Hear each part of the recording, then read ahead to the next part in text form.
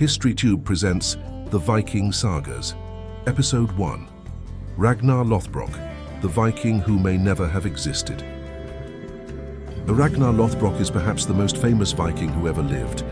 A warrior, a king, a raider who terrorized England and France, father of Ivar the Boneless and Bjorn Ironside. And according to legend, when his enemies finally captured him, they didn't simply execute him, they threw him into a pit filled with venomous snakes. There's just one problem. We don't actually know if Ragnar Lothbrok existed. According to medieval Scandinavian stories, Ragnar was a great warrior and king who fought across northern Europe. He is said to have led daring raids across England and Francia while conquering enemies, amassing wealth, and fathering several of the Viking Age's most famous commanders. His nickname, Lothbrok, is usually translated as something like shaggy breeches or hairy trousers, and even his trousers had an origin story. One legend has Ragnar fighting a giant serpent to win the hand of a woman named Thora. To protect himself from the creature's venom, he supposedly wore specially prepared hairy trousers, because apparently regular trousers were insufficient for serpent fighting. Later traditions give Ragnar other famous wives, most notably Aslaug, and an extraordinary collection of sons: Ivar the Boneless, Bjorn Ironside, Sigurd Snake in the Eye, Ubba, Halfdan, names that appear again and again in stories about Viking conquest. Then comes Ragnar's famous ending. According to the legend, Ragnar invaded Northumbria but was defeated and captured by King Ella. Ella had him thrown into a pit of snakes, and Ragnar supposedly faced death knowing that his sons would avenge him. They eventually came to England with an enormous Viking force, destroyed Ella, and avenged their father. It's a fantastic story. It's also where historians begin having problems. Fault text. Imagine you're investigating Ragnar as a detective.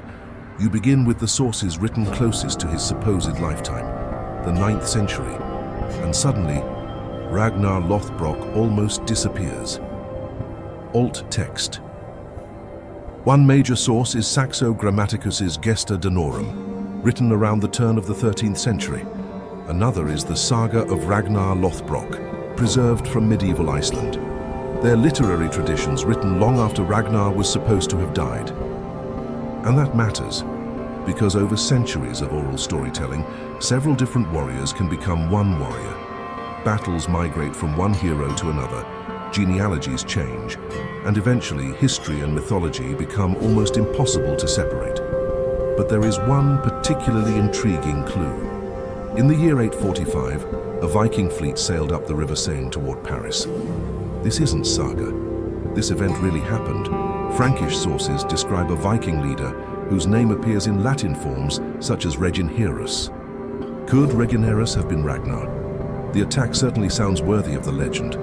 Here we have a real 9th century Viking commander with a name resembling Ragnar, carrying out exactly the kind of spectacular raid later associated with legendary Viking heroes. This is probably the strongest candidate for a historical figure behind Ragnar Lothbrok. But there's a catch. The contemporary evidence doesn't tell us that Reginherus was Ragnar Lothbrok. It doesn't give us Ragnar's legendary biography. It doesn't securely connect him to all of Ragnar's supposed sons. And it certainly doesn't tell us about hairy trousers and giant serpents. And this is where the mystery gets even stranger, because several men later remembered, as Ragnar's sons are much easier to locate in history than Ragnar himself. In the 860s, a massive Viking force, traditionally called the Great Heathen Army, invaded Anglo-Saxon England. Men including Ivar, Halfdan, and Ubba are associated with the Viking campaigns of this period. Later storytelling links these warriors together as the sons of Ragnar, and it gives them a wonderfully dramatic motivation: revenge. Their father had been murdered by King Ella, so his sons invaded England to punish the man responsible. The invasion was real. Several of the Viking leaders were real. Ella was real. But the beautiful narrative connecting them all through Ragnar's murder, that becomes much harder to prove. Which brings us to perhaps the most famous scene in Ragnar's entire life: the snake pit.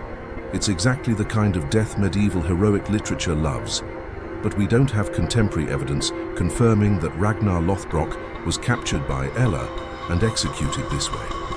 The story appears in later literary tradition. That doesn't automatically make it false, but it also can't be treated as documented proof. So who was Ragnar? There are essentially three possibilities. 1. Ragnar really existed. Perhaps he was the Regin who attacked Paris in 845, and genuine memories of his life survived before being transformed by centuries of storytelling. 2. Ragnar is a composite. Several different Viking leaders, separated by years or even decades, gradually merged into one legendary super Viking. The raid on Paris came from one man. Other battles came from another. Famous Viking leaders became his sons. And eventually storytellers stitched everything together. Or 3. The Ragnar we know is fundamentally a literary hero. A character created to connect famous warriors, dynasties and stories to a legendary Viking past. The frustrating answer is that we simply don't know. And perhaps that's exactly why Ragnar became so powerful. The historical Ragnar Lothbrok may have been a Viking commander. He may have been several Viking commanders. He may never have existed at all. But by the Middle Ages, that almost didn't matter. Stories had created something more durable than a biography. They created the perfect Viking king, a slayer, a conqueror, a father of conquerors, a man who laughed in the face of death. And somewhere beneath all of that legend, there may still be a real Viking. We just can't see him anymore.